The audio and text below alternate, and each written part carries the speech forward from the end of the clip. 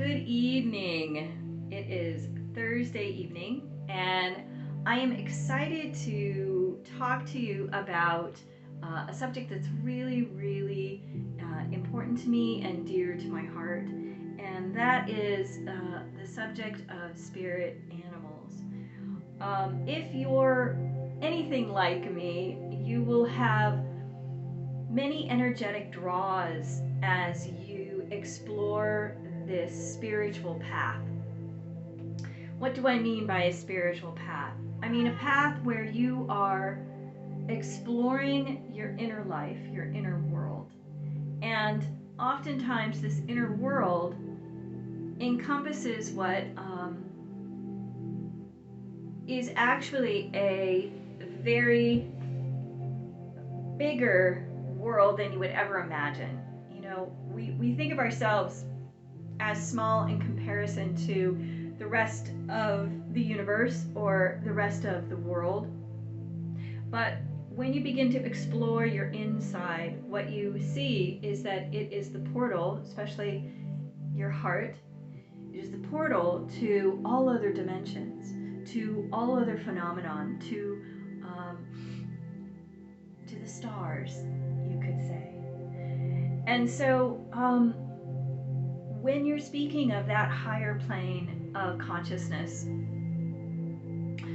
what you might understand is that there is a sense of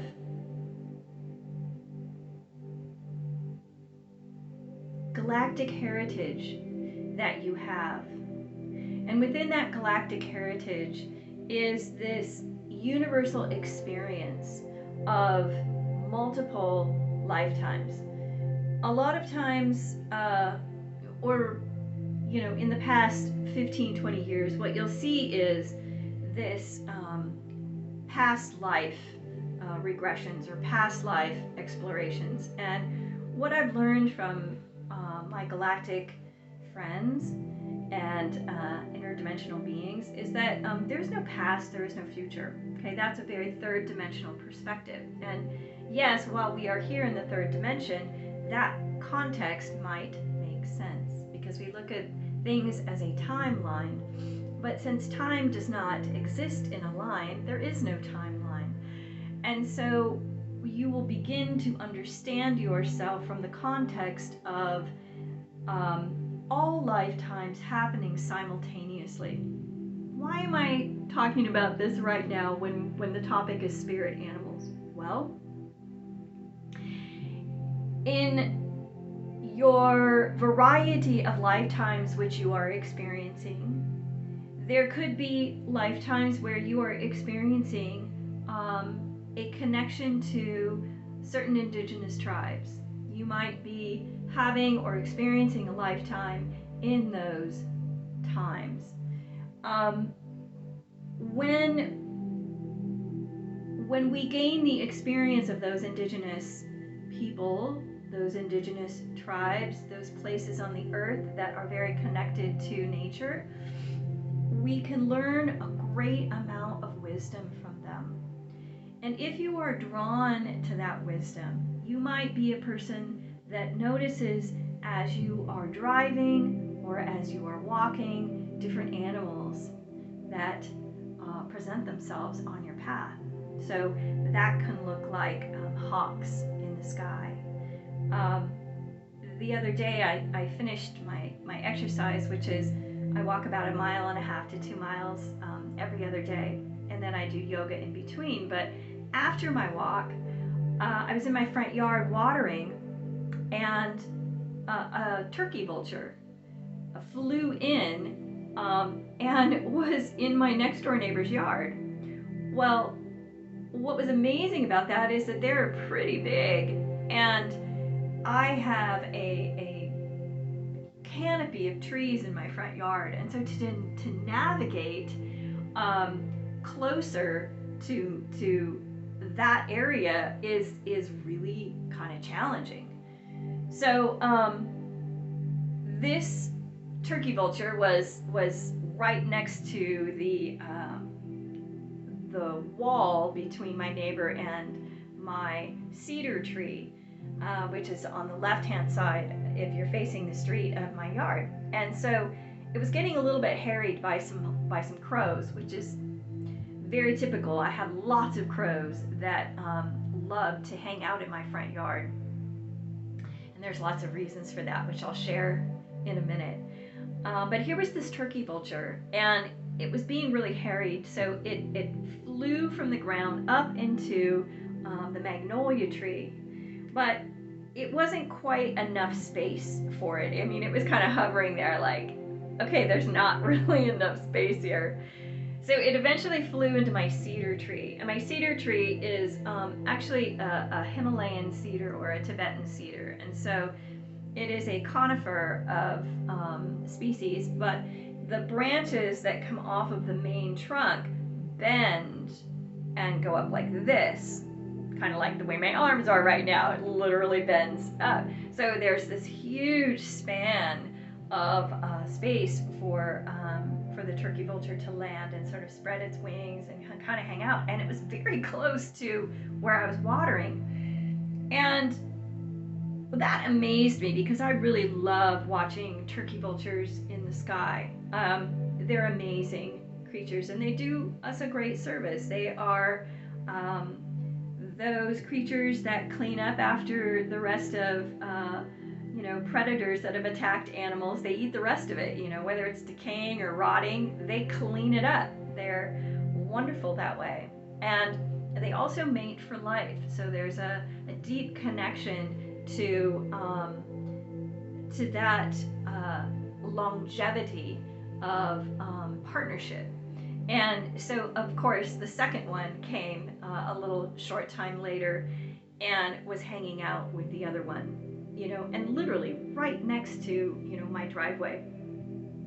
So why am I sharing this with you? Well, one of the reasons is a young man was walking by. I see him walk by quite often. I think he attends Hancock.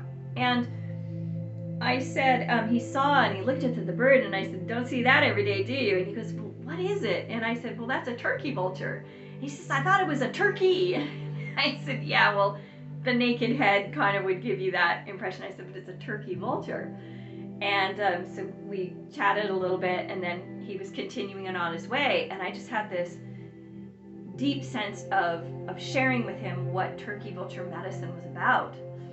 And I said, that's a pretty important message for us today, that from nature. And he turned around and he looked at me and he goes, I think you're right. What does it mean? And I said, well, since, turkey vultures are, cleaning up after everything, they are really about rebirth and regeneration and endings, and then preparing ourselves for new beginnings. And he looked at me for a moment, and then he said, thank you. I really needed to hear that today. And I said, I'm so happy to share that with you. Thanks for listening. And then he said, thank you so much. And we sort of prayer hands each other and went on about our days. And what was so significant about that to me is we were both present enough to see that nature had a message. There was something it was saying to us that was telling us to stop for a moment and to tune in.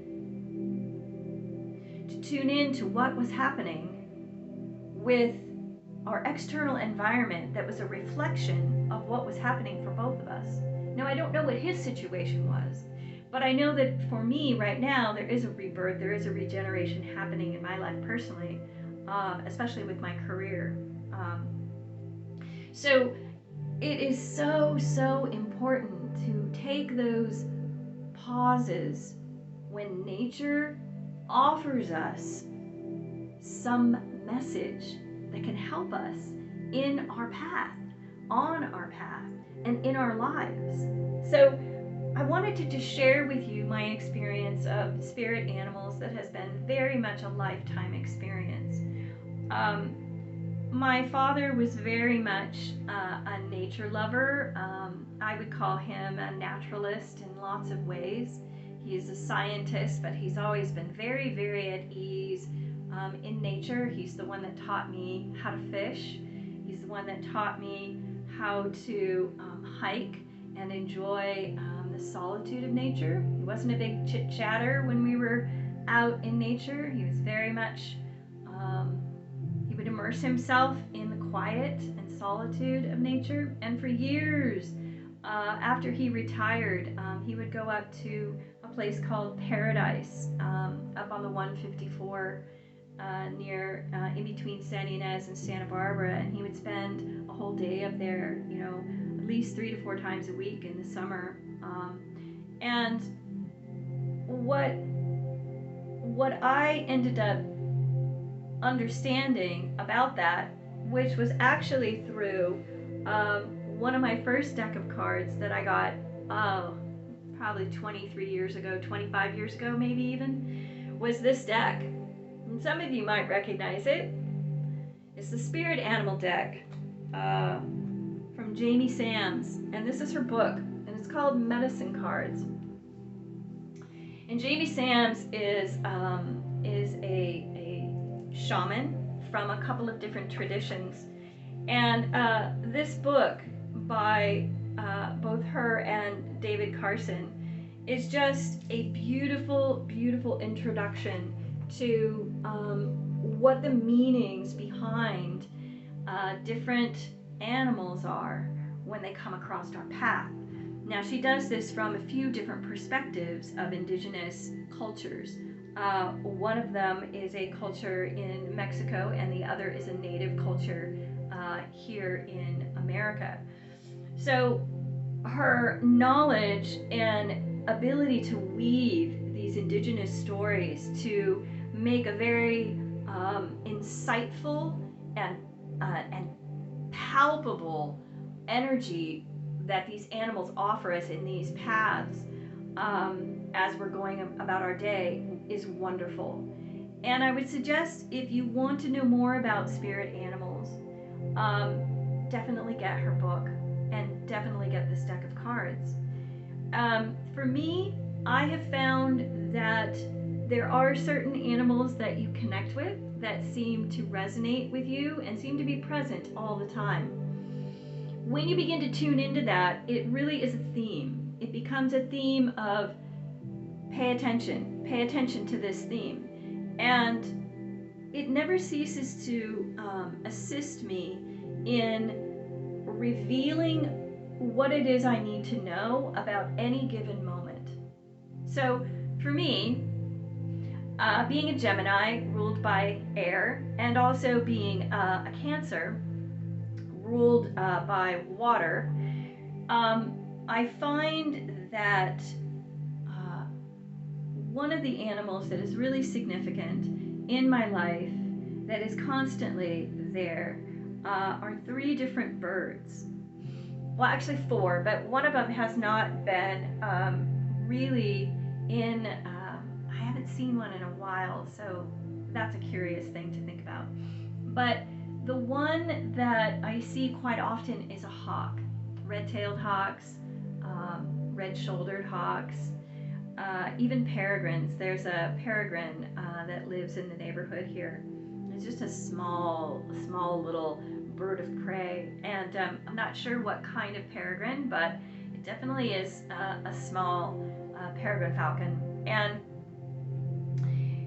she periodically has come into the yard and just hung out on, you know, different chairs in my yard. I also had a very large hawk, which generally indicates that it is a female. The males tend to be the smaller of the species. And so she has literally perched outside my window near the dining room on the backside of the house near the kitchen. And the times in which that has happened have been really, really significant in encouraging me to look at whatever is going on in my life from a broader perspective. In other words, stop looking at the situation through, just a very small lens. Zoom out and look at it from a very big perspective. Look at it from the perspective of many different angles. Bring yourself out and look at it as you would a map. So for me, that's been the theme of hawks in my life. Oh, I need to zoom out. I'm looking at it too closely. The other animal is the crow. And crows are all around my house all the time. And when they're not, it's very unusual. And so I'm usually thinking, why are they not there? It's usually more the question, not why are they there, but why are they not there? Crows are definitely a community of birds. And so it often reminds me, where is my community? And what can I learn from these messages from others that will help me in what I am experiencing right now? So crows can really be an indication of community. They're also messengers from the other world, and so it can also be family or friends that are far away. So you can think about, do I need to get in touch with someone? Is someone needing to hear from me? And that can be an important message from crows as well. So the last bird is the owl. And I have a special relationship with owls because there is something deeply moving about hearing an owl at night. Growing up in San Ynez, we heard them all the time. There used to be a pair that lived across from our property, and you would hear them at night, calling back and forth between the oak trees. And there was something so magical about that sound. And I've had one as I moved to Santa Maria. Gosh, I've been here now 18 years. But the cedar tree, there's always one that comes. In fact, it just returned. It's fall, so it's going to come back for the fall and the winter. It always is in my cedar tree, and I can hear it at night. When I'm watching TV, I can hear it hooting. And it is calling, for where its mate is in the area. And it's just a really amazing sound. I think for me, it's somewhat melancholic, but it also reminds me that there is a seasonal time to go within and to be more quiet, to be more circumspect, to be more reflective. And since they seem to return this time of year, I think that for me has become the message. Oh, stop. Just listen. What is my heart saying? Can I hear my heart beating? What's happening in the house? Just stop and be quiet. Pay attention. Because when the owl sends its message, it has to wait to hear the return message, often from a ways away. And so that message for me is to stop and to listen. What am I not hearing? And so, these are really, really important things to consider when we are noticing these animal signs in our life, noticing these calls of nature to help us to understand ourselves better and to help us connect with what is real. Now, if I'm going to speak from a galactic perspective, they are always telling us to connect with our hearts, and nature is a way that we can connect to our hearts very readily. And what that means is that we are connecting to the real part of Gaia. We're connecting to the real part of the earth and not the matrix. The matrix overlays in more of the illusion that we've created, which is the cities and the narratives of economics and business and all these things. But the minute we go into nature, there's a peace that's there. And that peace is because it is most connected to the true being of Gaia, the Mother Earth. So that is why being in nature is so important for us. It grounds us into the real nature, the real being of this Mother Earth, instead of the matrix, which is the narrative, which is the contrast that we're experiencing, that we choose to come here to experience. So I hope that this has been informative for you. I brought my lovely feathers that I've collected over the years. Every time I found a feather, it usually, I feel, is a gift from that animal. It seems to tell me that they are watching over me, that they are here to support me, and that there is a sense of deep connection to the world of nature. And I bless these things that come to me, and I keep them and I treasure them. So the next time you're walking, the next time you're driving, check in to see what you see from nature, what animal seems to be present. And if you keep a running sort of track, you can keep a journal, a spirit animal journal, begin to track who's showing up all the time. And it will give you a clue as to what can be super helpful in bringing you to more awarenesses in your life. So enjoy your spirit animal quest. I invite you to go and connect with these animals and to find out what their messages are for you. All right, peace and blessings. I'm Annapurna Devi with Awakening to Harmony, and I look forward to spending some time with you the next time. All right, please like and subscribe and share with your friends. All right, bye now.